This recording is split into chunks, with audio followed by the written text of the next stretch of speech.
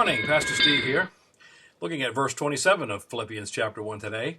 The Apostle Paul there says, "Only conduct yourselves in a manner worthy of the gospel of Christ, so that, whether I come and see you, or whether I remain absent, I should hear that you are standing firm in one spirit, with one mind, by contending side by side for the faith of the gospel." Live in a manner worthy of the gospel. Paul told Timothy that as a leader, he should be above reproach. He takes on the day-to-day living of his servants very, very seriously. Being of good report and the people around you, having the respect of those around you. Ask yourself, is my life one of those that others can look at and say, wow, he really lives what he believes. He lives what he believes. He not only talks the talk, but he walks the walk, or in our case, rides the ride.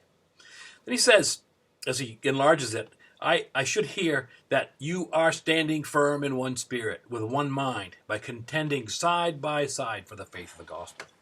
Remember Jesus said, take my yoke upon you and learn of me. Then he said, my yoke is easy and my burden is light.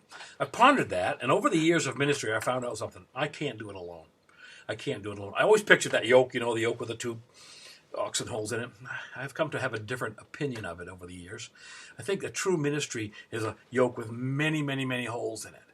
And as we all put our heads in it, we all pull together, then the yoke is easy and the burden is light as we pull together. When we're united in one mind and one spirit, the load is lighter. God's desire is for us to work in harmony, use what we've got as a team, so that we have a good report when Jesus comes to get us.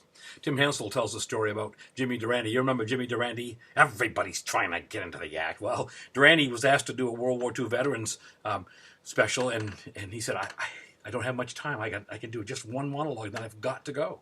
Well, he gets out there and he begins to do his monologue, and then he goes on and finishes the monologue, and then he does another one, and he goes on, and pretty soon a half an hour has passed by, and the applause kept getting louder and louder, and he kept doing it. Well, he went backstage. When he finally bowed and left, he said, I thought you had to get away. And Durante said, I did have to get away, but let me show you the reason I stayed. You can see for yourself if you look down on the front row.